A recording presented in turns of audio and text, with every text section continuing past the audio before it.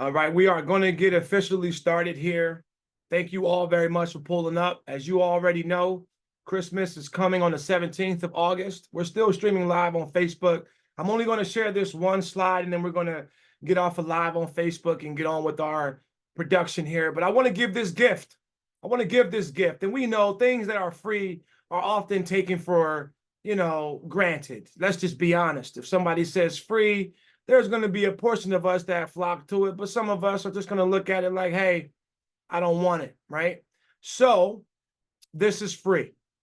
Screenshot it, take full advantage of it. It is no less than hard work. Do not take this as an easy button, but do take this as a phenomenal way for you to increase your following organically, for you to start prospecting on social media organically. You do not have to spend the hundreds of dollars you already could be spending or you're already thinking of spending for getting leads on social media. Now, at the bottom right of this slide, you will notice that there's a formula. Follow people in your area, plus follow your friends and family and their friends, equals a 40% follow back rate.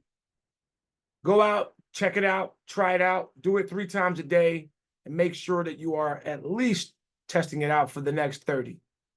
Okay? Any questions on this before we move to the next?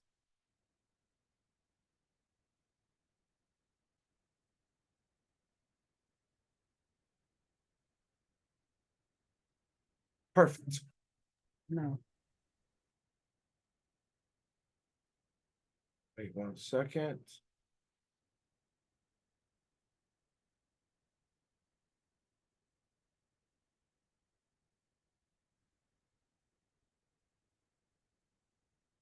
All righty. Now we are officially off of Facebook, and now we are officially into our Get More Deals Now campaign, 12-week program, just to give you guys a tale of the tape. So far, we have about 20 calls logged in the system. We have 1 official listing from the system of our More Deals Now. And I advise you all to take advantage and come into the More Deals Now 12-week prospecting campaign. And these are just from my sheet. This is not from anybody else's sheets. We will do a tell of the tape at the 30-day marker with everybody's numbers, so we can be extremely transparent on what we're doing, how we're doing it, for those of you who are attending our weekly masterclasses. And if you're looking to jump into the More Deals Now prospecting, go ahead to newagenthandbook.com. Register, super easy, super simple. But we're here on our second week talking about prospecting. So how are you prospecting? Let's start with you, D'Angelo. How are you prospecting?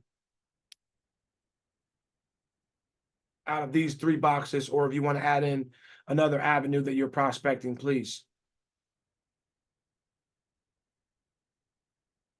Okay. Anybody can, I'm sorry. I can go. Yep. Just I want activity in here. This is Prospecting from my MLS. Going after old expireds is one of my prospecting. Is that what you're like talking about? okay. So prospecting on your MLS, utilizing expired. So how are you contacting those expireds? Would that be direct calls and mail? Direct call. Okay. So you're doing direct calls. Perfect. Who else? You can go in the chat too, by the way, if you don't want to unmute yourself, if your background is loud, put it in the chat. I want to see what you guys are already doing for prospecting. I'll go. I'm doing direct mail to my sphere. Okay. Yeah. So we have, Or yeah, I'm getting referrals from my sphere. Is my last couple of transactions. okay, so hold on. I just want to make sure I get this correct. So direct mail, we have 1 and we have 2. And you said your referral sources as well? Yes, I have my sphere on direct mail, and I got 2 referrals from my sphere. Got you. Mhm. Okay, perfect. Who else? I'm also doing direct mail. I'm farming my neighborhood, and actually my last listing that I've sold was from the direct mailing. Perfect. So another direct mail. I like it. All righty. Who else? Everybody should be participating in this. We want to know what you're utilizing for prospecting so we can have a discussion on some of the things that you're finding that are difficult.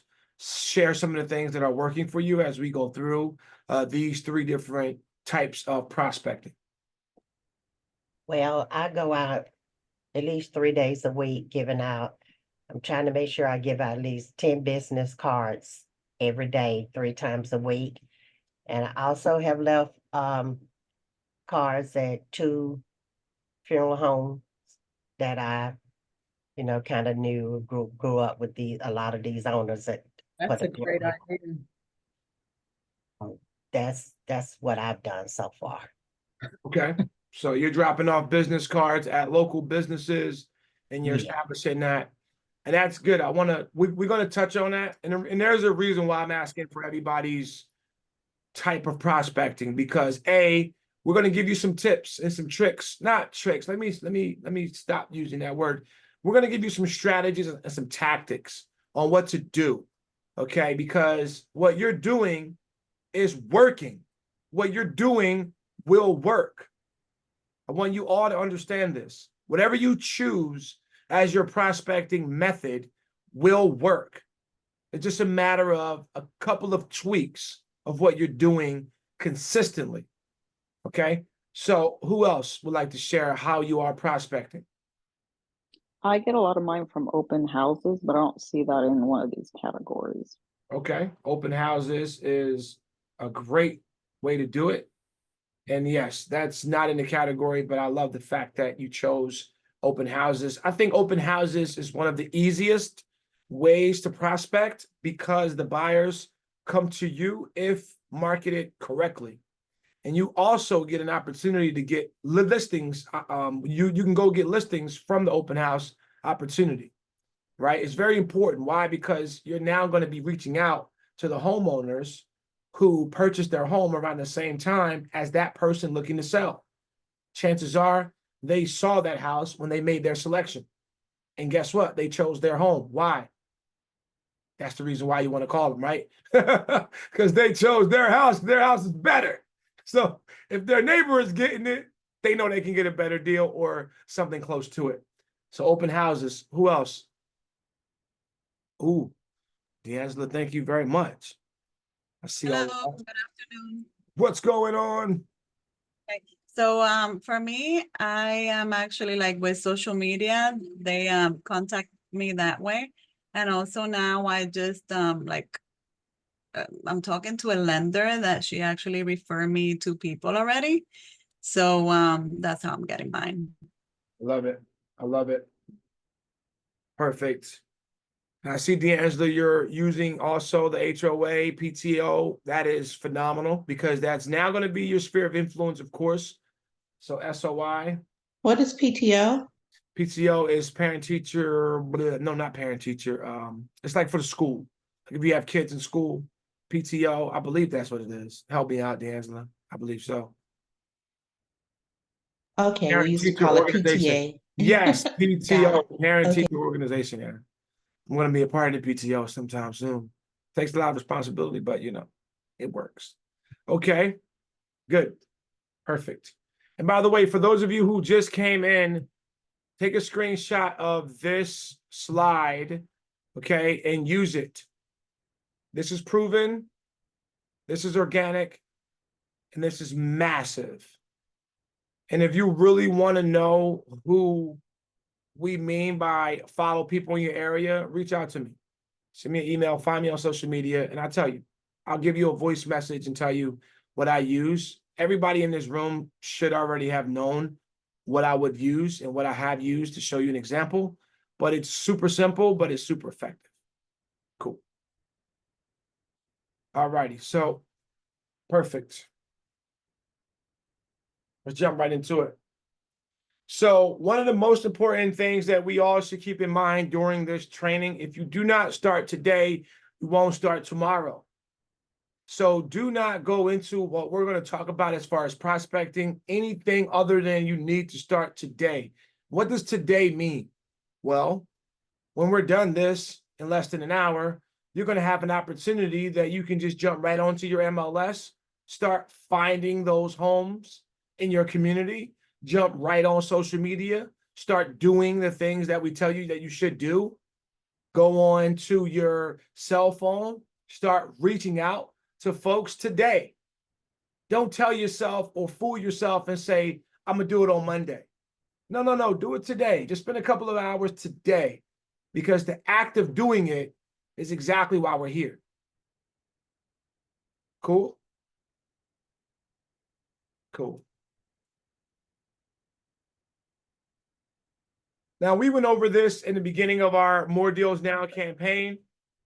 Okay, and Mina, if you're here, by the way, I would love to have you jump in on the presentation as well. I know Mina's power went out. Many of you are being affected by the hurricane or have been affected by hurricane. I think it's Debbie. So we do have people that you're going to see come in and come out. Power is just going off, and that's just the way it is. So if you're here, Mina, you can. Yeah, man, I'm here. We had a windstorm and my power just came back like 4 or 5 minutes ago. So I just hopped on when you were going over the last slide. Yeah, so Can you reiterate why this is important, what I have here on the screen? Yeah, I mean, this is pretty much your business on one slide, right? So what is it that you really need for a prosperous real estate business? The biggest thing is you need leads, right? You need to get leads coming into your pipeline. First, before you get the leads, you need to have access to the data, the information, and have the tools to get those leads, but also to become a market expert, right? For example, like RPR. So once you have the data, you get the leads, and you need to communicate with the leads. What is it that you're going to say to the leads? You know, what are the conversations you're going to have to guide them along the process? And then process is another one. What processes do you have in place for buyers and for sellers? You know, now more important than ever, especially with the NAR litigations, you need to have your process dialed in. When you get someone that says, hey, I want to buy a home, right? Or I'm interested in buying a home. What's your process of taking this person through, right? From A to Z, making sure you're compliant, making sure you're following all the steps. But you also have a process that you repeat and is, is effective for you. And then you need to take action, right? So you need to have access to information and tools. You need to get leads. You need to know what to say to these leads. You need to have a process in place so that when people are ready, you can walk them through this process. And you need to take action, because you can know everything in the world, but without action, you don't get any results, right? So that's really the 5 areas you need to concentrate on for your real estate business. But what I really want to focus on today and right now is really the leads, right? We're going to get to all of these other aspects later, but the leads is the biggest thing. And I think it's people's biggest hurdle, right? Or the biggest bottleneck. Agents are always looking for more leads. So that's really what we want to talk about is, where do you get leads? How can you get more leads? Where can you go and find more leads, right? So let's go through that. As you know, guys, I like to ask a lot of questions, and I like to put you in the perspective of your client. So I know many of you are homeowners. If you were going to sell your home, you'll probably list it yourself. I get it, right? But if you were not an agent and you were looking to sell your home, or you're looking to buy a home, how would you find your agent? Go ahead, type some things in the chat or unmute yourselves. You know, how do buyers and sellers go about finding their agent when they want to sell or buy real estate? I probably would just Google agents in my area and look at reviews. Okay, so Google reviews. Okay, so Googling agents and looking at reviews. Okay. Ask a friend. Okay. Ask someone that you know who has bought or sold. Okay. All right. What else? This is a great exercise, by the way, because this changes your perspective of what you need to focus on, because some of you have a wide network of people that you're connected through. It could be at the local watering hole, the bar, or an event space, or a place that you take your kids and you meet other parents. Like, some of these places are right in your life. You just didn't look at them as lead sources. So changing the way you're viewing leads will almost instantaneously help intensify your lead generation. May I comment? I have a second. May I? Please, please. So I was thinking, like, it's a really good question. And what I thought about was when I choose a professional or someone based on whatever service I'm looking at or looking for, I've chosen people that left an impression on me. Even if it was at random, like I met someone in the middle of a grocery store or something like that. But if I had a connection with the person and I made some kind of, it's like an instant type of thing, like, oh, you do this and this. Oh, I'm looking for somebody that does this or this. Or if I've met someone at an event or something and they left an impression on me, like I've chosen professionals based on that as well, depending on what I'm looking for. So that's something that I would think about as well. That's a great thing, right? So your sellers and buyers, they're not out there with a megaphone like this picture saying, I need an agent, right? Maybe some are, but rarely. There's a phrase that says, be where your customers are, right? So you just mentioned grocery store, you know, and you also mentioned your involvements. Be where your customers are. The first thing that somebody said was they Google. Okay, so if they're Googling real estate agent in your market, will they find you? If that's what you want to focus on, right? Be where your customers are. If your customers attend this festival every year, or this event, or this is where they go, are you going there, right? If all your customers are reading a certain newspaper, article, or blog, are you finding a way to integrate yourself there? Where are they at, right? And how are they going about finding their agent and put yourself there? You got to position yourself where they're looking. So how do your clients find an agent? Very, very important, right? So Google, I heard, sphere of influence, I heard, because they ask other people, right? So you need to basically network and make sure that you're out there and people are recommending you.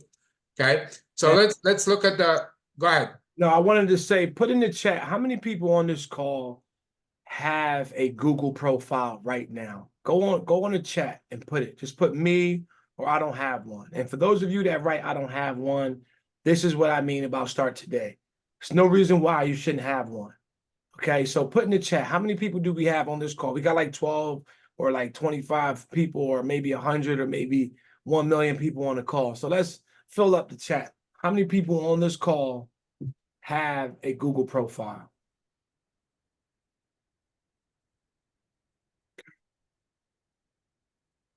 I believe mine shows up. Okay, well, again, do you have a profile or not? I'm gonna say yes. Okay. All right, Sherry, it looks like you got to finish yours. All right. And this is where it starts, having that Google profile, because think about it. If somebody leaves a review for you on Google and you change brokerages, would they still see that review? Yes, they will. 100% they will, right? Real Satisfied or all those other companies that want to get reviews, push them to Google only. Why? Because that's going to be the best. Why? Think about Instagram and Facebook. Think about when you type your name in on Instagram, on Google, somebody's looking you up, right? And you have 15, look up, you can go to Google right now and look up New Agent Handbook. We got plenty of reviews. So if somebody is looking for a service, the person that has the most reviews, Google does what? Pushes them up.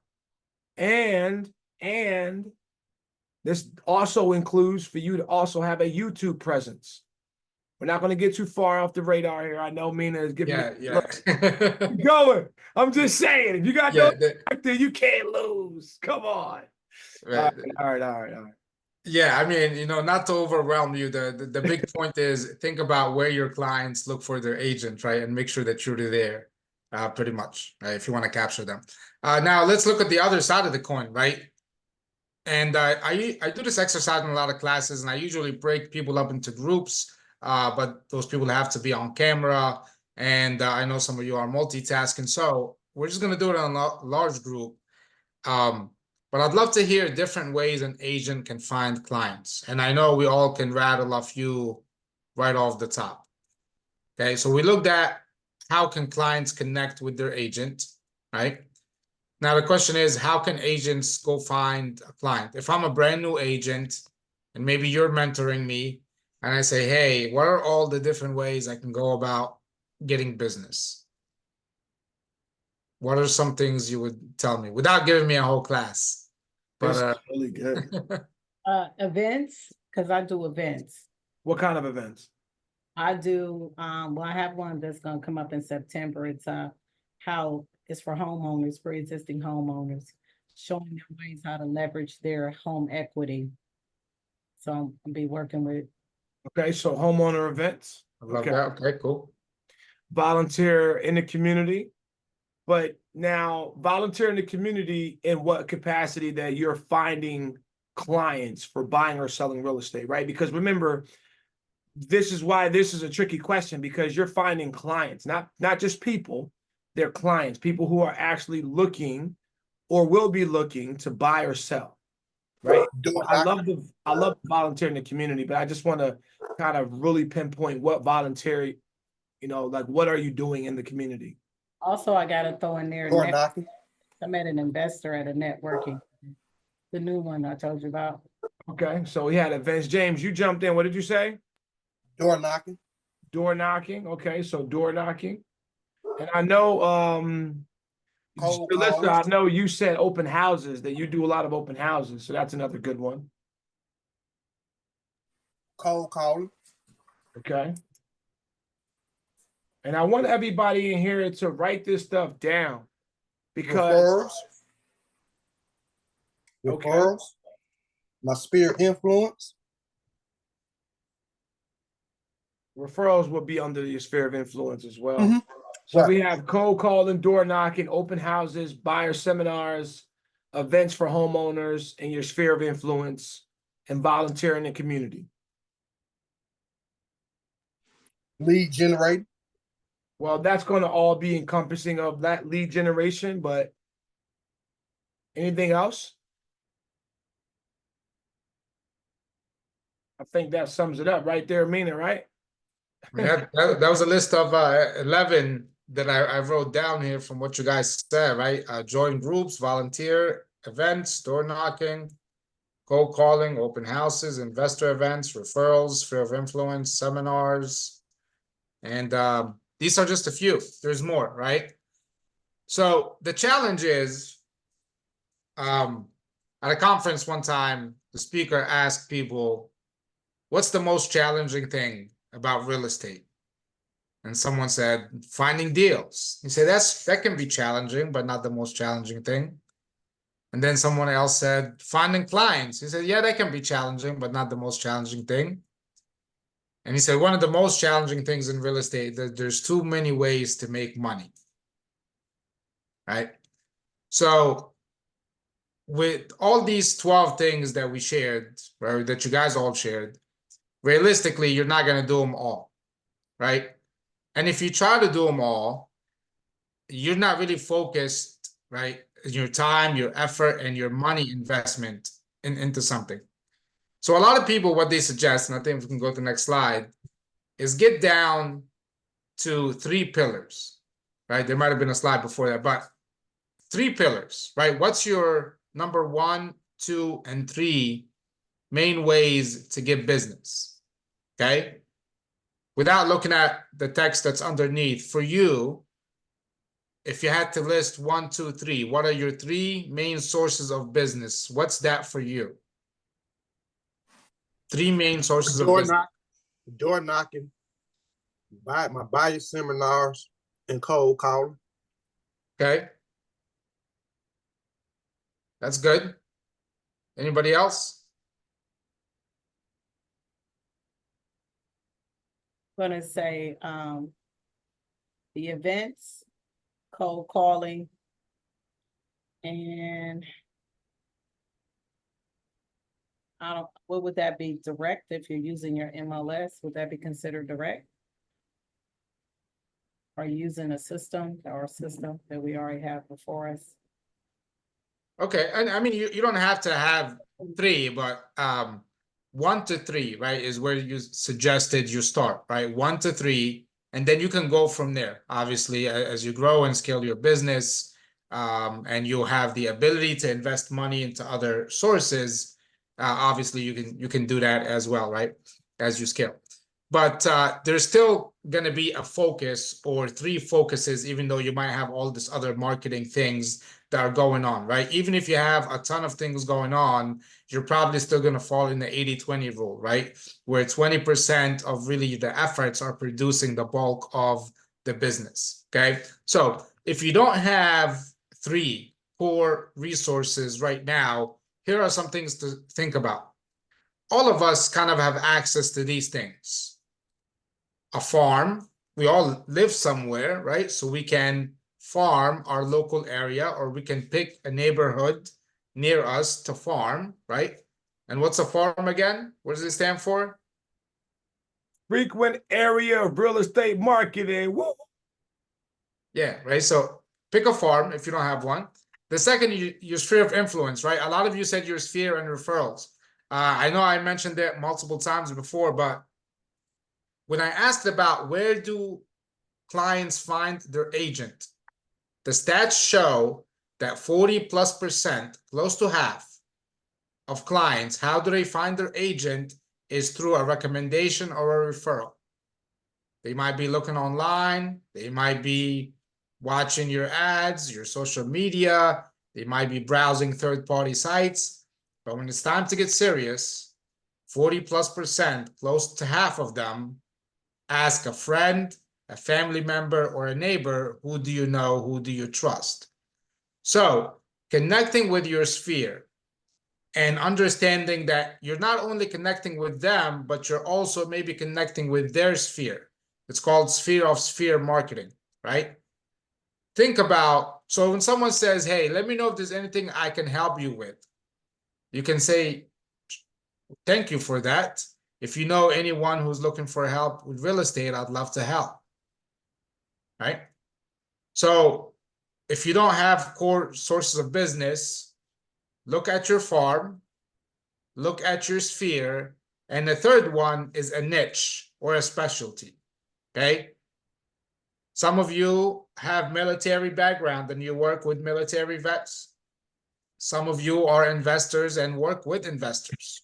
Some of you, there's a lot of specialties. We'll go to that in a second. But these are 3 right off the bat that everyone can tap into.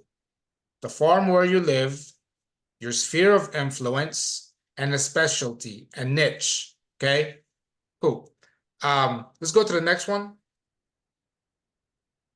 Well, actually, can you go back for a second? Sorry about that. And I just want to ask you guys a quick question. Your farm, how do you reach them? How do you reach people in your farm? And we won't spend too much time because I know Javier is going to go into that later, but just real quick for engagement and you know, I reach people. conversation. I reach people in my farm by smart plans, door knocking, cold calling. Not cold calling. I mean, yep, some of them cold calling, building a relationship, and sending mailers out. Okay, so mailers. I see postcards in the chat. Okay, calls. For my farm, I started out with mailers and postcards, and I've joined the HOA board. I do events, incorporating those people now as well. And I've gotten referrals, and I also working on getting a newsletter for more engagement. And I'm about to do an event as well in October for that farm as well. So it's kind of like building, I guess. Javier got me started a couple years ago. Shout out, Javier. But it's been working.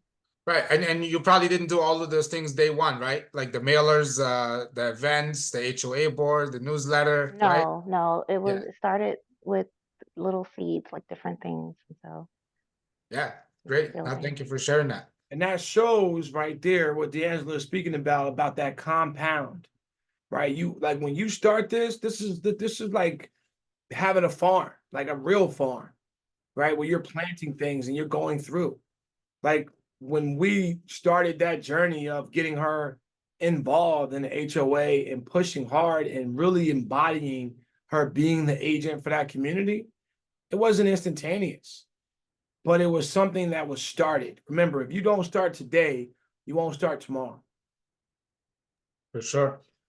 So with SOI, same thing. How do you reach people out in your sphere? I didn't join the PTO, but what I did do was support the boosters, the athletic boosters. I bought a half-page ad in their little booster magazine thingy for this year.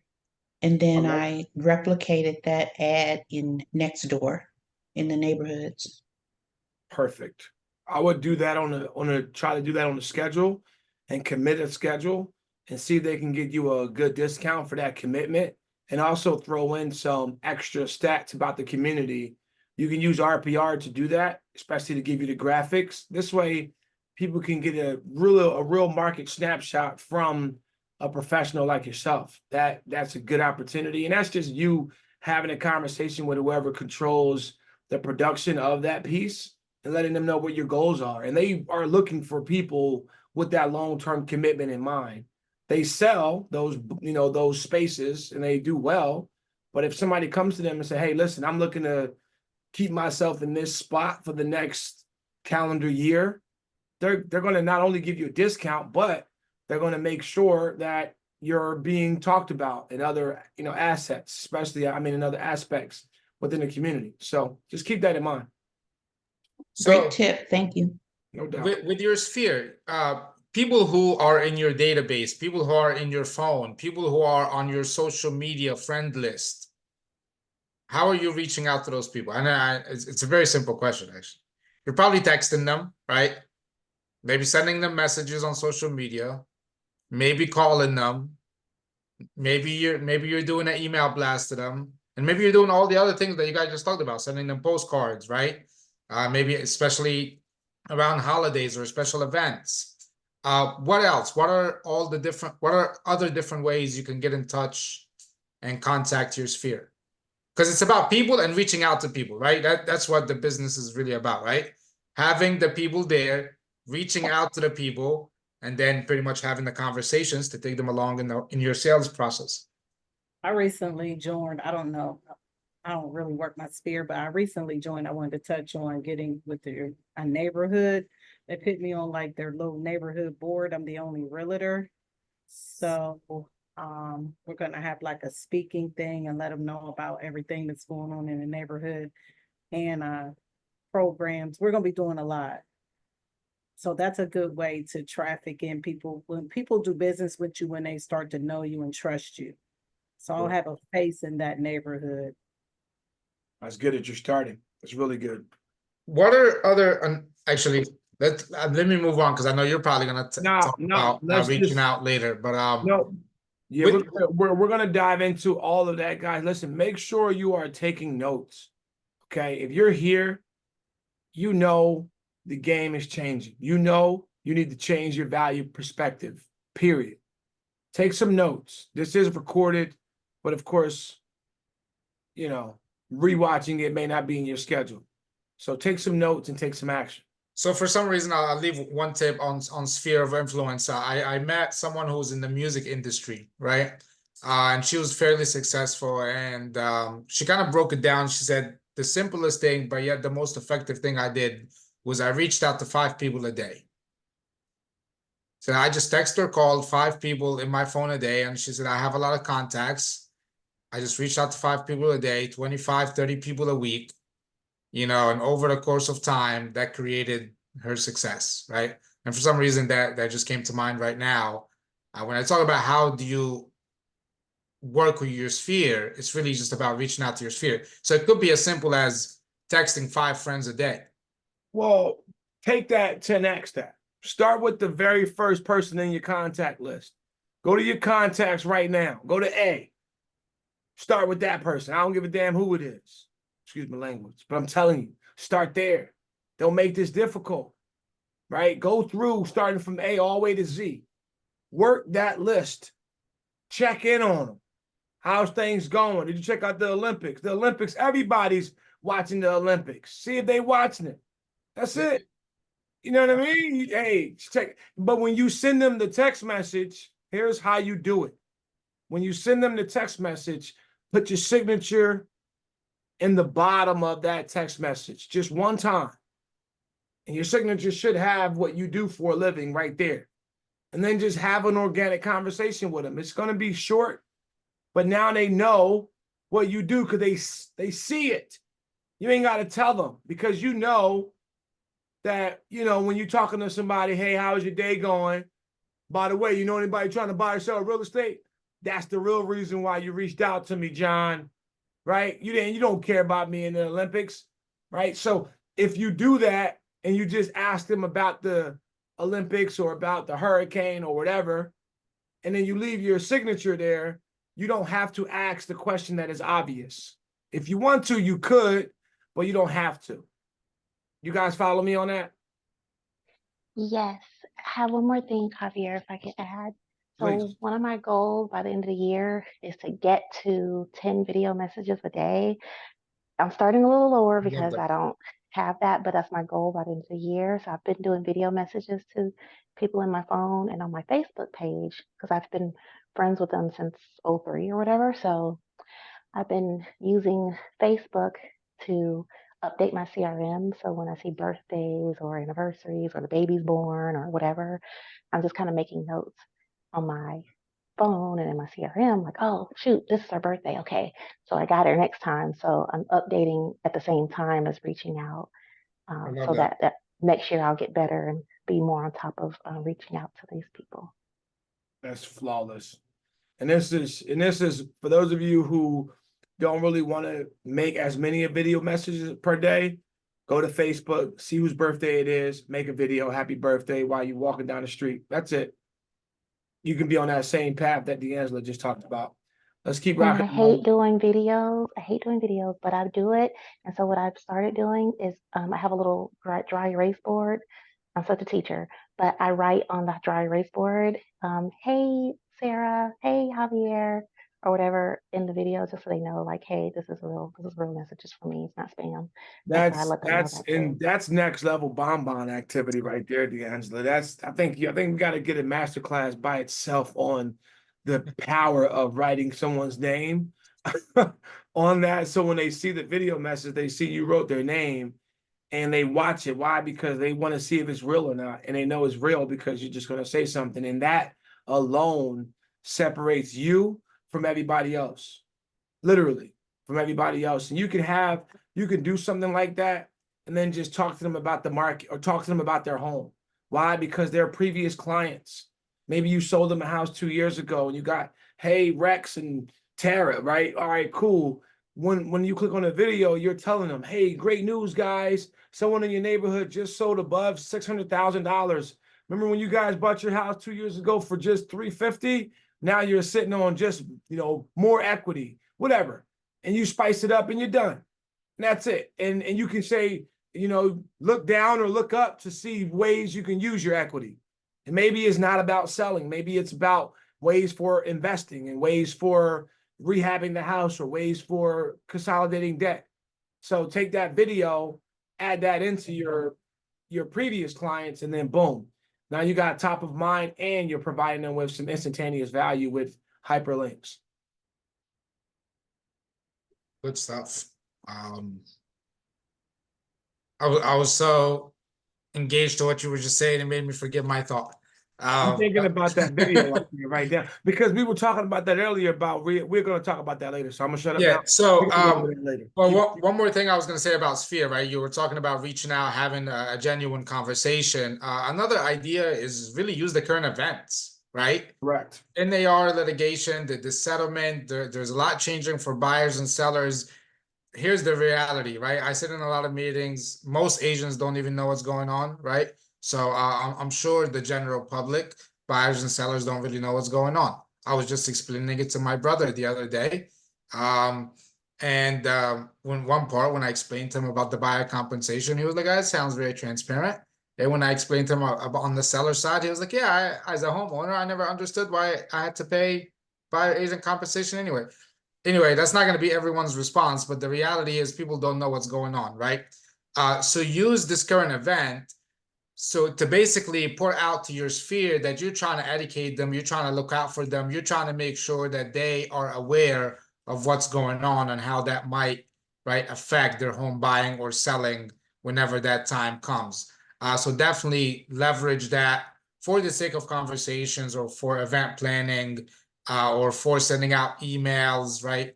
As a reason to communicate with people in your sphere and to just let them know what's going on, right? At least I plan to. So next slide here is pick a niche, right? Pick a niche and get rich. I just thought of that. But you know, I heard when I got into real estate, there's riches in the niches. You know, it's okay to be a generalist. And a lot of times when you ask people, who do you want to work with? I might have asked this last time, right? Who would you love to work with? Like, who would if you could only work with one specific type of client all day, every day, what is that client like, right? So maybe your niche is also tied in your farm, right? Maybe like you're specialized in that zip code or in that specific neighborhood, and that's really your niche. That's fine, right? Or your niche could be, I work with investors. I work with people who are looking to grow their rental portfolio. I work with people who are finding opportunities to flip, right? There's so many different types of niches. And the next slide has a little list for you. But before I get there, or go ahead. You want me to go there? Yeah, sure, that's fine. You guys can go ahead and use I felt like that was my cue. use the resource there, but tell me, what are different niches or things you can specialize in real estate? Aside from working your sphere, right? Your friends and family, the people that know you. Aside from maybe working where you live, your farm, what are other specialties you can become an expert in? Definitely distressed. Oh, crap. Okay, distressed properties. You were right there. Around where I live, you can specialize in hunting properties, which is kind of a deep niche. Okay, that's interesting. Now, let me ask who the buyers, the buyers of these properties, is it primary homes, is it secondary homes, or is it more of a vacation home? Is it a secondary home? Is that how a lot of people buy them? Brent, that question was for you. Yeah. Say that again. So these hunting properties, are there a lot of secondary homes? Are people buying them as second homes? They already have a primary residence and now they want a hunting property, so they buy it as a second home? Almost. No, they're mostly just recreational. They buy them. They'll buy anywhere from 5 to 500 acres, depending how Okay. deep their pockets are. And they'll usually just put a cabin on it, or sometimes just pull their RV on it, and they just go and hunt. Okay, very cool. Awesome. So other things in the chat, first time sellers, teachers, right? You can go by professions. You can target medical staff, doctors, and there's programs for those folks, right? There's different loans, those families with disabilities. Okay, I mean on the slide here you see you can target expireds, FSBOs. Yeah. Some people build their entire business just on that, right? Expireds and FSBOs. 55 plus. I want to add in on this though, because I want you all to not get overwhelmed with so many specialties. Pick one. Correct, but check this out though. It's very important to make sure you're using your community to choose your specialty. So let me explain. If you look at your community as a geographical place, right? Obviously, but I want you to chop it up into sections, right? And then I want you to see, and this is where RPR comes into play. This is why you should be joining our More Deals Now, because we're going to help you understand what specialty you should choose based off of what your market needs. Because you may be in the marketplace where 55 and older communities are the rave. Why? Because new construction is catering to that. Why? Because you know that there has been a new construction started on in our neighborhood. For those of you who live in Bucks County, you know, Ben Salem School District just sold off some old schools that they're now just got approval to build, you know, affordable adult care homes, right? And, you know, adult 55 and older homes. Okay. The reason why this is beneficial to know, because if you're starting to see that to be a trend across the board, your niche is automatically selected for you. Why? Because you know that that population is going to increase. So this is why it's important to look at the data about your market before choosing your niche, because you want to make sure it's going to be something that is plentiful so your business can grow. All right. Let me ask you a question. How did you know that? How did you know that these senior homes were going up? So, and this is another gem for those of you who really want to take it up another notch. Stay aware of news when it comes to your zoning board. We have the benefit of having Suburban Realtor Alliance, SRA, and that's also our government affairs sector. You guys know I serve on the board of directors for the state and local association of realtors, but every Friday they come out with a newsletter. And for those of you who are local, you should be registering or you should be subscribing. Every Friday a newsletter comes out and it talks about everything that goes on in all of the counties nearby: Philadelphia County, Chester County, Bucks County, Delaware County. I'm knowing about UNO requirements of counties not near my house. Why? Because these things are going to be useful when I run into an investor that wants to dig or that wants to go and develop in a community, that now I can dictate what information they need based off of what their job they're looking to, you know, achieve. So bottom line, you need to be aware of what's going on in your communities, especially when it comes down to the zoning board. And that's how I know. Yeah. So there's a ton of specialties, right? There's a list for you here, right? We're going down the list: 55 plus, obviously the growing population, military, relocation, second homes, vacation homes. Some people just specialize in condos. Some people just work in one building, one condo building, right? Investors, right? Maybe they're looking for multifamily or they're looking for distressed properties. Luxury, rent to own. I could rattle off a few others. International investors, institutional investors, were basically big companies that are buying portfolios or large rental units. You know, there's a lot of other specialties. So I'll leave you with 3 questions before we go to the next slide to kind of sum up some of what we talked about. Think about these 3 questions. Where is your ideal client finding their agent? Where is your ideal client finding their agent? That's one, right? Second is, what are your top sources of business? 1 to 3. And the last one, what's your niche? What's your specialty? Or what are you an expert in? Okay. So where are your clients finding their agent? What are your top source or sources of business? 3 max. And what's your niche, right? What's your specialty? So think about those things so that you can be more focused in on what your business looks like, right?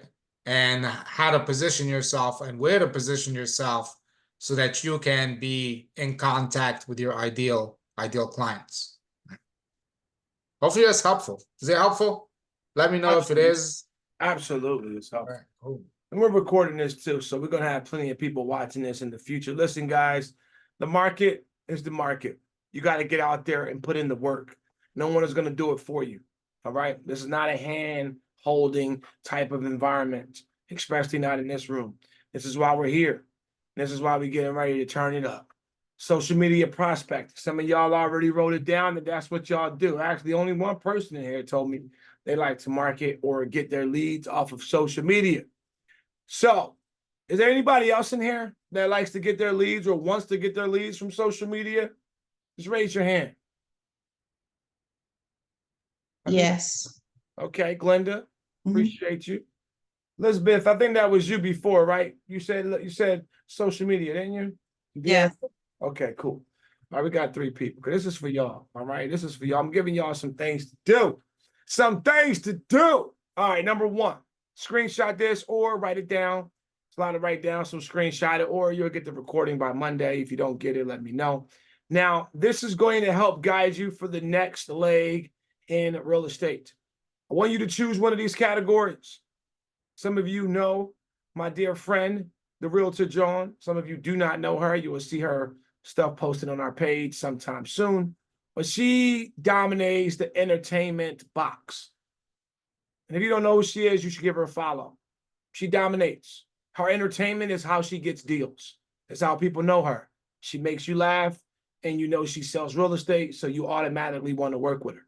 And once you work with her, you know that she's not a game. She's straight up like professional, gets things done, goes above and beyond, and that's how you capture, okay? Solving a problem. Solving a problem is another way for people to decipher who you truly are. Because if you're constantly solving a problem for your audience when they have a problem that you have not talked about on your page, what are they going to do? Reach out to you. Or if they got a problem, they're going to go to your page, see if you got a solution for it. You need to be that authority when it comes to solving problems. Does anybody know what I mean when I say solving problems?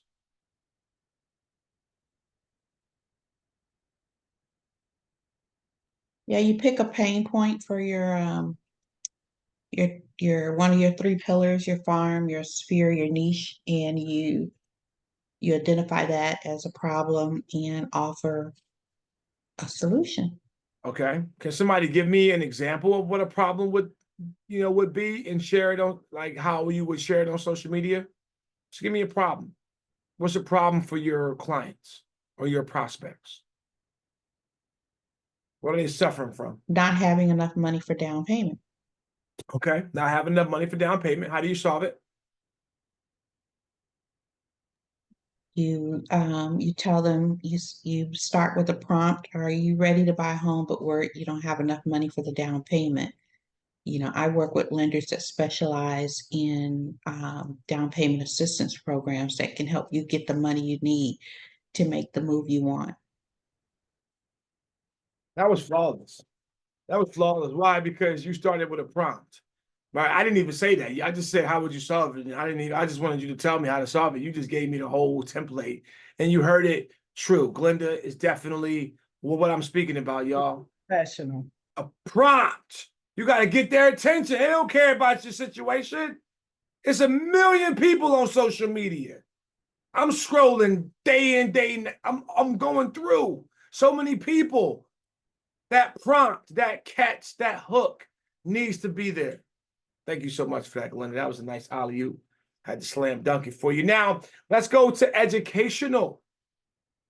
What is an example of an educational post?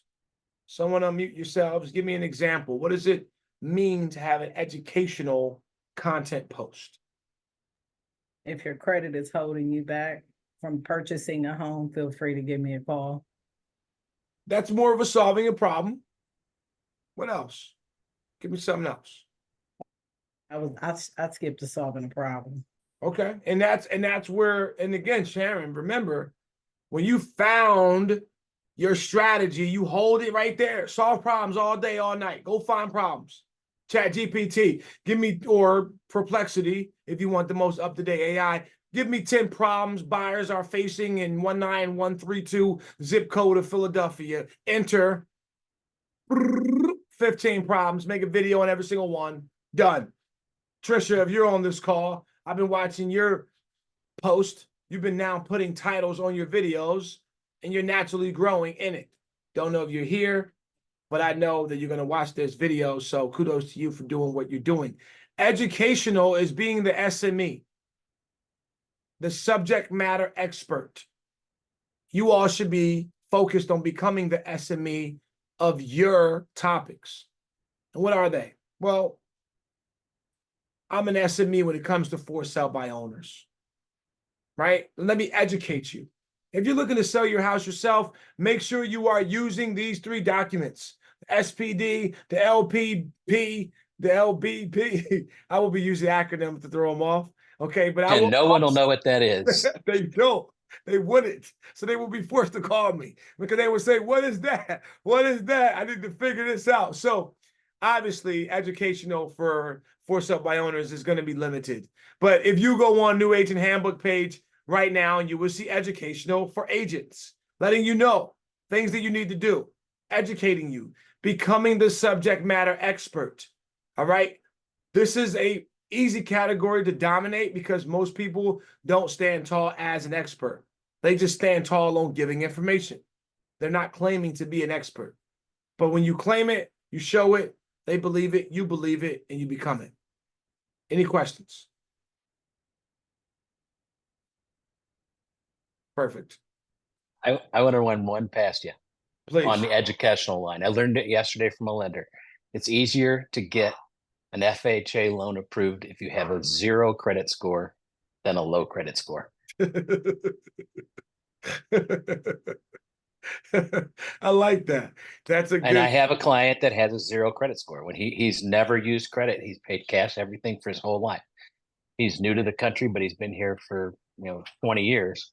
But he's from there, and he's never he's cash for everything. His credit score, literally, when you pull him up on the credit score, is 0. Wow. Well, And you know and what? the banker said that's easier to fix than a low credit score. How is You can that, get- Brent?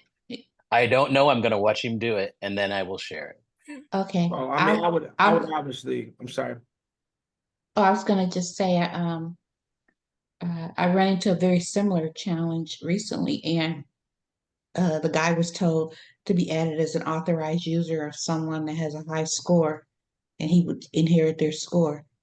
But he thinks he can do it without any time. Wow. Okay. And he said he's done it before. You verify other options to show that. Okay. And it's an FHA loan, he said. I'm doing another one where we're having to use a portfolio loan, but he thinks he can do it with this. I'll watch. I'll get back to you. That's amazing. Cool. Thanks, Brent.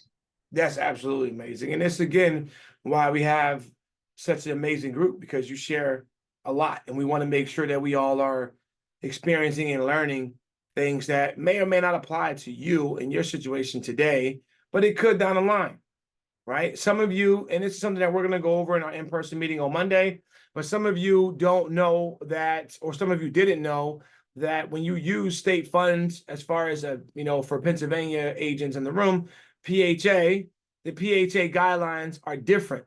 Meaning, if I remove the PHA grant, my client could get approved for a much higher loan. And if I get the seller's assist, I can get it at 6%. PHA restricts you on what your limits are, but we'll be talking about that more. But this is, again, educational. Very important that you choose one of these categories for my social media lead generators. Okay. Now, I need you to do this immediately. Okay. This is for all of you who are in here for social media generation, lead generation. Number one, audit your social media. All right. Stop treating your social media like it's your baby. Everybody's baby is beautiful. I get that. Y'all know what I'm talking about. Okay. Sometimes hey, if your page ain't right, your page ain't right. I can't help you. But you need to audit your social media. And then you need to also, when you audit your social media, go back to that video that we talked about of what to do. Put your occupational category in there. Make sure you're using emojis in your in your illustration of your profile. Okay. Make eye-catching pins. How many people in here, go in the chat and let me know, have at least 2 pinned tiles on their Instagram right now? At least 2 pinned Me, but I tiles. need to audit them. Okay, you got Yep. 2. Who else? Yep, I got 2. Who else? Sorry, what does that mean? That means go to your go to Instagram and go to the New Agent Handbook Instagram, and you'll be able to see immediately on our page we have Okay. 2 pinned tiles. So at the top of the page, you see those two tiles. We have 3 of them, by the way. You see them? Those 3 tiles. Okay. Those are going to help educate people who have never been to your page before. So when Mina was speaking about going into your niche and your specialty and your niche should be in that first strip, period. You should have an about me strip in there. I mean, you should have an about me post in there immediately. I should go to your page and see a box that opens it up and talks to me, tells me about you. Hey, what's going on, guys? I'm Sharon with eXp Realty. I'm based out here in Ohio. My specialties are new investors and experienced investors up to 5, properties or whatever you want to say. If you're looking to buy or flip or sell in here in the community, give me a call. That's a video that you're going to put on your Instagram, and it's going to have a cover that says about me with your face on it. That's it. So when I come to your page, because I went to Google to look you up, Google popped in your Instagram, I clicked it. Then I see about me, I clicked it, and I see you telling me about you.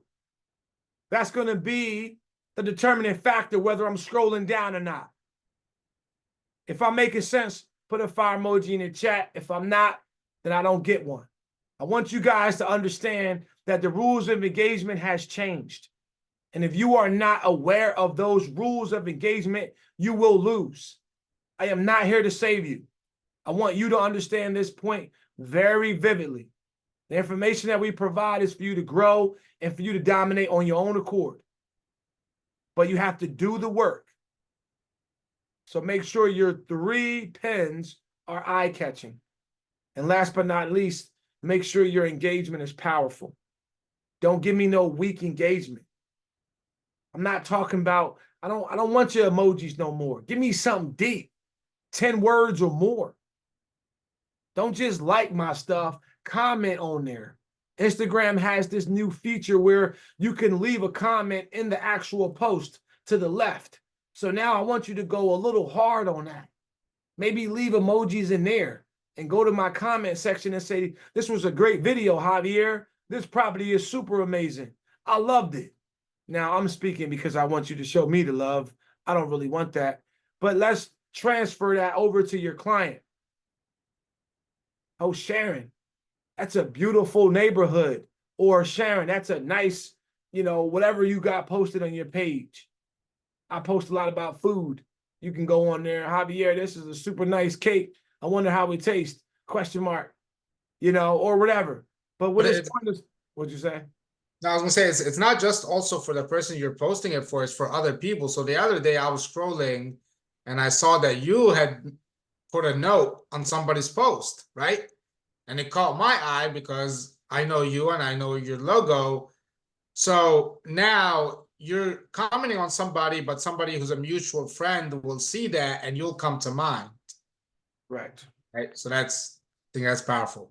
And this is why we have the octopus logo and everything we do, because I want your tentacles to be across the board and everything. This is a building blocked activity. This is not going to be done in one stroke. If it was, you would already be on in Tahiti right now drinking Mai Tais. You're not. You're here with us. So make sure you're taking what we're telling you and you're doing it. If you don't do it, you don't eat. But, everybody here is eating. So we want to make sure you maintain your healthy diet. So direct mail and calls. How many people in here are making direct mail and calls? Let me know. Put it in the chat. I'm direct mailing. I need to make more follow-up calls. Okay. Who else? Who in here is looking to do direct mail and calls for prospecting? I want to learn how to do the direct mail stuff. Okay. Direct mail. I love that. Yeah, get some tips on the follow-up call to the direct mail would be great. Perfect. And you know what? I'm going to pull up. After we're done the presentation, I'm going to pull up the New Agent Handbook and show you the formula for your direct mail campaign to give you some solid numbers to go by. And we can go on Amazon and I can give you some direct numbers on what you need so you can have a finite number of a budget of what it takes to do direct mail efficiently. Who else in here is doing calls? Nobody else? Remember, y'all, this is your business you're fighting for. But let's keep going. So if you're doing direct calls, you need to understand that consistency is key. And the same thing with direct mail. Don't think for 1 second that when you go ahead and you drop that mail in the mail slot, that somebody is going to open it up and immediately call you and be excited about it. It's not going to happen.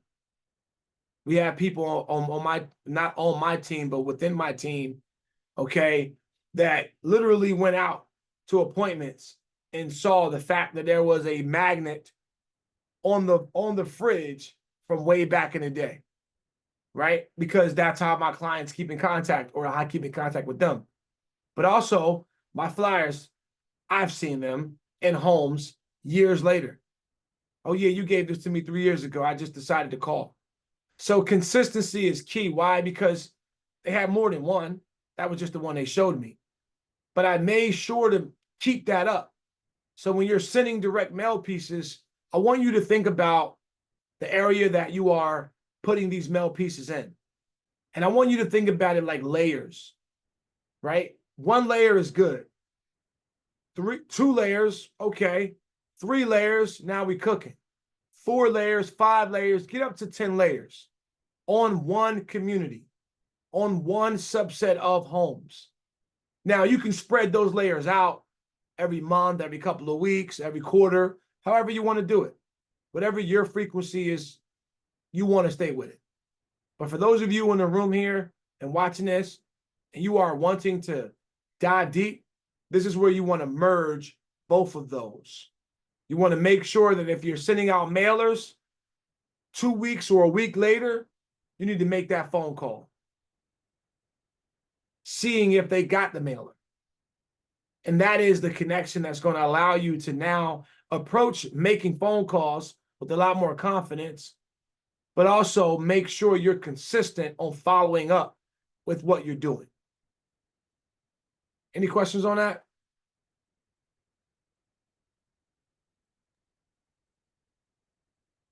Nope. That's the good old silence. You know, it's just it's like right before a diving competition, the crowd just goes silent. That's the. What'd you say? I said consistency is a very hard to keep going. It's easy to get distracted. Or you give up when something does not work. Say you try it for 2 weeks. For 2 weeks, I got one, oh, it don't work. Or the human mind is easy to get up if we don't get instant gratification. So here's what I want you to do. Who in here is making direct calls or doing flyers? Unmute yourselves real quick. Let's say me. I just want to know how many people. We got 2, 3, 4, 5, 10 people. Me. All right, cool. For those of you that said me, here's a challenge for you. I want you to do this right now. Please do this right now. I know Mina is looking at me because the time is ticking. We're going to get y'all out of here quick, but I want you to do this right now, okay? Go into your calendar and schedule prospecting time for next week, right now. Go in your calendar for Monday. If Monday is packed because you got everything locked in, go to Tuesday. Just do it right now and schedule a time. Morning, 11 to 1, 10 to 12, 3 to 4, 5 to 6, 2 to 5, whatever. Do it right now. Schedule it. Okay? And if you, and this is a challenge for only the people who are here. So if you're watching this and you do this at some later date, I'm not going to honor this. But for those of you who are doing this right now, I want you to add me on to your prospecting session. Now, I'm not going to jump in. I'm not going to put the heat on you like that because you don't want that. I know you don't. But I want you to add me on. And I want you to add me on, and I'm going to send you something to help you with those calls. You don't have to do it. You don't. But I want you to realize that if you don't start today, you won't start tomorrow. So add me on that calendar invite. Just put Javier at newagenthandbook.com. I'm going to see the invite on my phone. I'm going to accept it. I'm not going to be there, but I'm going to send you an email with a special gift to help you with that prospecting call. You know what I'm saying? I love that. And here's one more thing. You know, you're talking about consistency and prospecting. That's exactly why we have our More Deals program, right? it is easy to get discouraged when something doesn't work. And it's easy to get discouraged as a solo entrepreneur, as an agent, when you're out there doing work by yourself, right? So getting together in groups and having working sessions and prospecting sessions, I think that's very helpful. It holds you accountable. It gets you to improve your skills, and it gets you taking action, because that's the biggest thing, right? So if you want that, tap in with us. We're doing prospecting Tuesdays and Thursdays, 9:30 to 11:30, right? Whatever type of prospecting you're doing, come and do that, and we'll help you through it. So join our More Deals Now program and plug into that, and we're here to help you and do it with you, alongside of you, you know. If you Not could for you. in the chat, that'd be great. You said put the link in the chat? I got you. I'll Yeah, look it up. so this way, people who are here that wants to join in, listen, guys, it's not a game. All right, your business needs to be upgraded. That's why you're here. You guys know I've taken a step forward back into full-time listing activity, and I'm loving it. I am relishing in it. This is like oh man, I don't even know how to explain it. If those of you that watch Game of Thrones, like some people in here that watched it, I know y'all got some Game of Thrones people in here. This is like the Battle of the Bastards. You remember that fight, that big giant, just cluster of people, just mounds of people? That's what I'm excited for. That's what it's going to be. And unfortunately, we got plenty of giants. So anyway, let me get out of my Game of Thrones mindset. Now, why are you calling? Okay? This is a question I want you to ask yourself. Look yourself in the mirror. Look at yourself in the mirror. Why am I calling these people? Just to say that to yourself. Why am I calling these people? Why are you bugging these people? They're trying to live. They got politics being shoved in their face. They got minimum wage not going nowhere. The job is not raising money. Why are you bugging these people? Here's 3 quick ways for you to get over that hump. Because many of you don't call people because you're afraid of exactly how I just sounded. You don't want to bother people. But guess what? You're not bothering them. You decided to be a licensed real estate professional. Your duty is your community. The volunteer firefighters in our community, they're not bothering you when they bust through the wall to try to save you. They're trying to save you. Same thing you guys are doing. You're trying to make sure that folks are well aware of what's happening in their community, because you don't know if they really need that money right then and there. You don't know. They could be drowning in debt, double digit. But you can show them how they can use their equity to use a HELOC that's single digit to help them along that hard time. So these are just 3 quick ways for you to keep your mind in that positive look. Upcoming events. That's going to be things that are happening in the community. School time is right around the corner. So if you know of a back to school drive or a local food drive or anything that's going to help a family or somebody in that space, maybe a teacher. D'Angela is a teacher, so she knows all too well that teachers rely on the families to bring in supplies. But maybe you can organize something in your community to help those teachers because that community is struggling. But then we go over right here to the increased equity. They need to know. No, I don't want you to sell your home, Mr. or Mrs. Homeowner.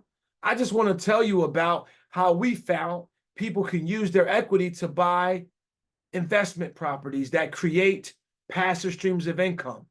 Could you use $1,000 to $3,000 a month? Well, yes, we can.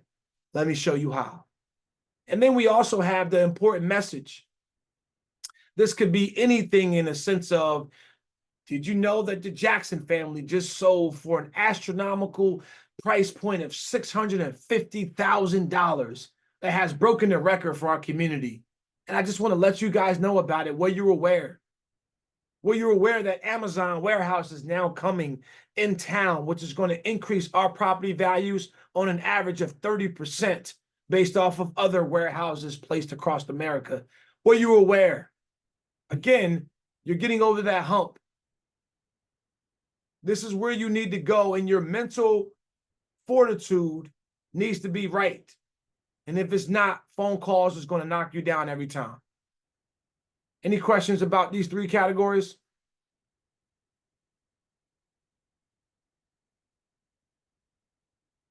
Cool. Go to the next one. What makes you different? This is a question that I know a lot of you are going to have to ask yourself. Some of you don't know what makes you different. Some of you just believe you're just different. You just want to be looked at different. You see life differently. Your spirit, your soul is seeing through your eyes, and you just know you're different, but you just don't know what makes you different. That might be a tongue twister somewhere in some place, but not now. We're coming up on time. So, can anybody share what makes you different? I mean, wholeheartedly, what makes you different? And I do want to disclose, and I want to say this from the heart. Mina, D'Angelo, you're going to know this is coming from the heart. I don't want to hear that you're passionate. I don't want to hear you're a good person. Everybody's passionate. Everybody's good. Everybody's happy. Everybody's excited. Give me something a little bit deeper. What makes you different?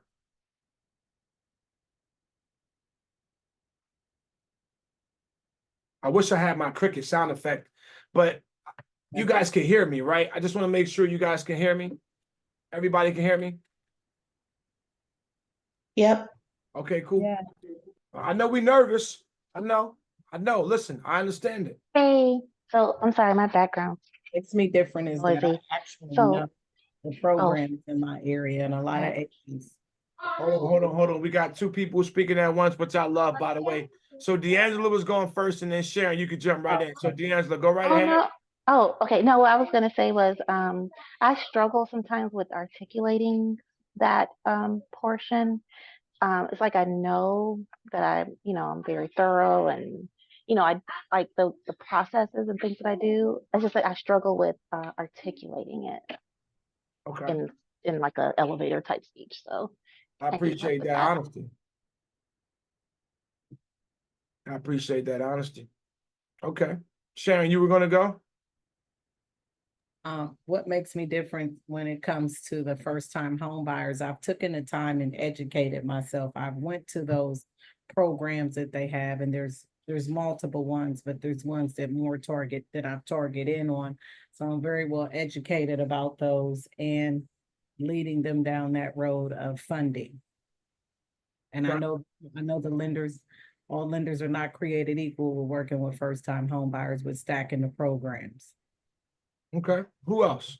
What makes you different?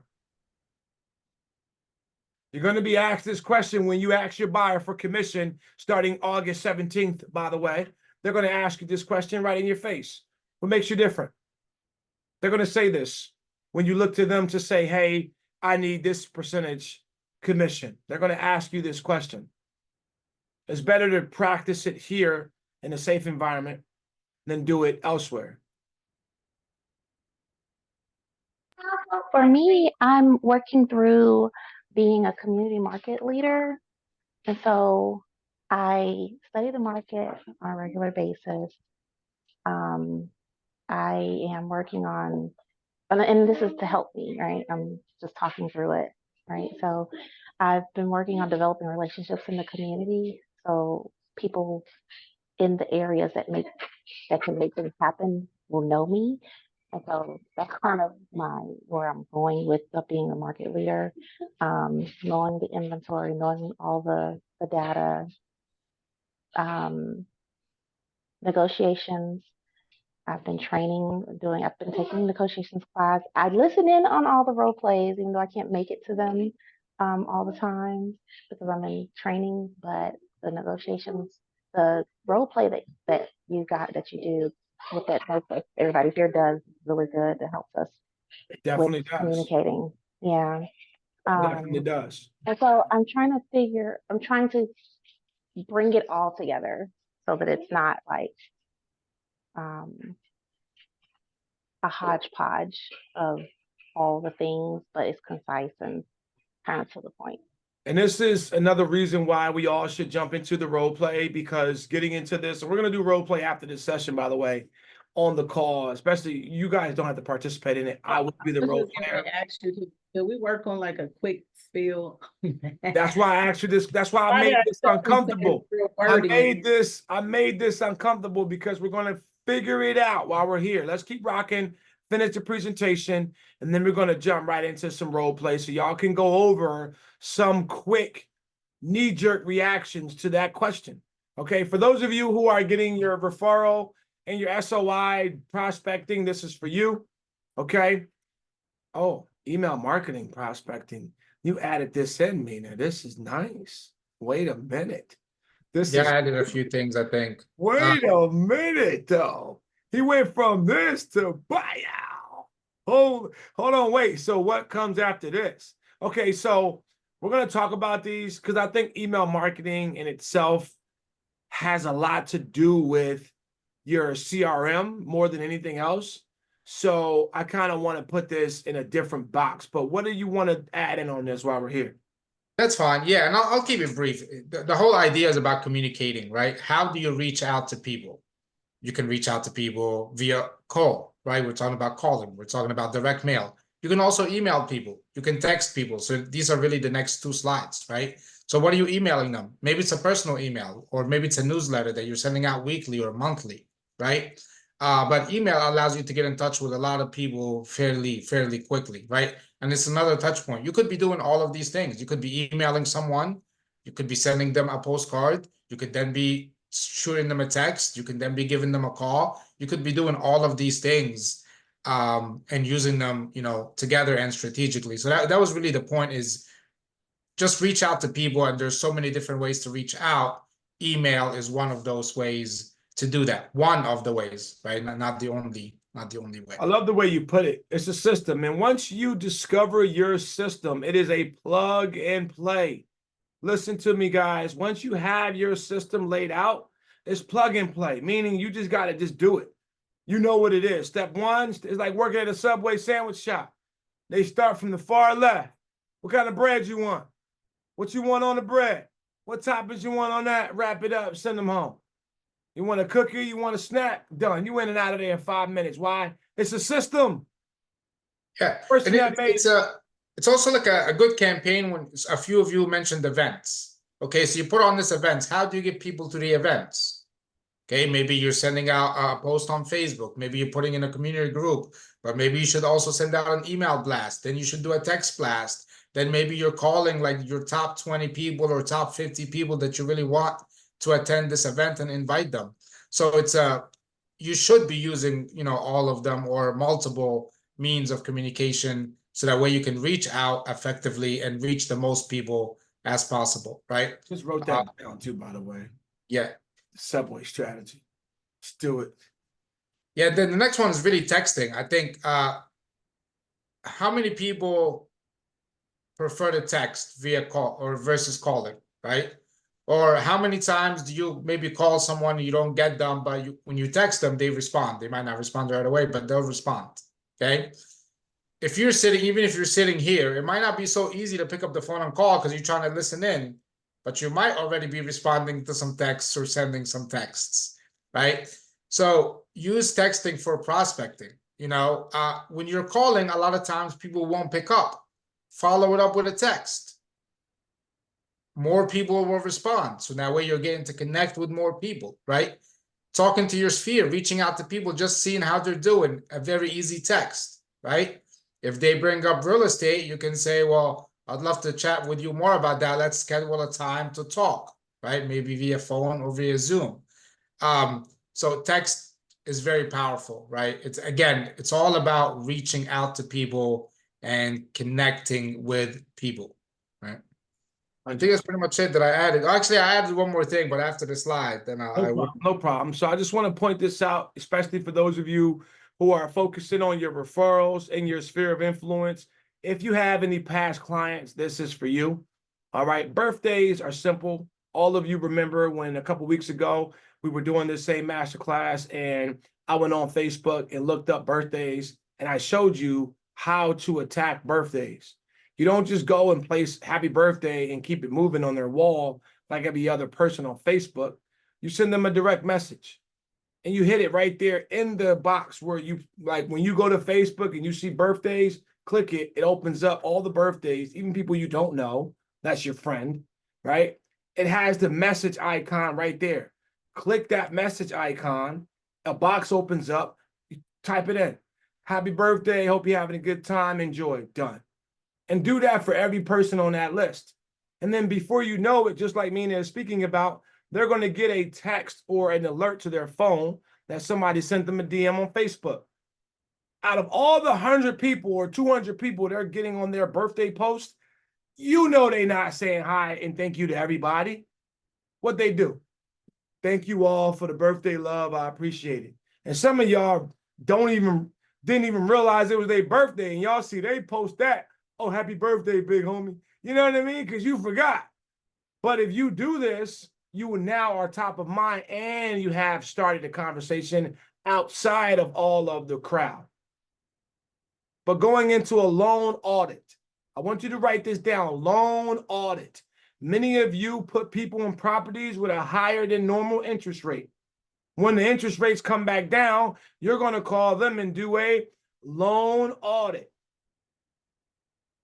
They're going to say, well, what's this? Well, I know you did this. I know you did that. This is a way for you to get a better rate here. Now, reach out to your lender. They can back you up on what can be done, but this is an easy A. And then increased equity. Any of your previous clients or any of your family and friends, every person on this call should have RPR mobile on their phone. You're going to be at plenty of events this fall, plenty of holiday events. What's the problem of pulling out your phone and looking to see where your aunt lives, where your grandmother lives, where your friend's mother lives, and seeing what the values are in that community? You can let them know. Oh my God, I love this neighbor. Did you know they just sold the house around the corner for $800,000 just 2 days on the market? No, you're not going to do massive amounts of research. You're going to pull your phone out while you're driving to the event, open up RPR, see what happened, and now you have a piece of information to talk about. But honestly, if you're going after your previous clients, you can just do your research and contact them, send them a flyer, send them a text message to let them know. This is all how to stay top of mind. But again, we're sharing this because you're going to do it or you're not. It's very important.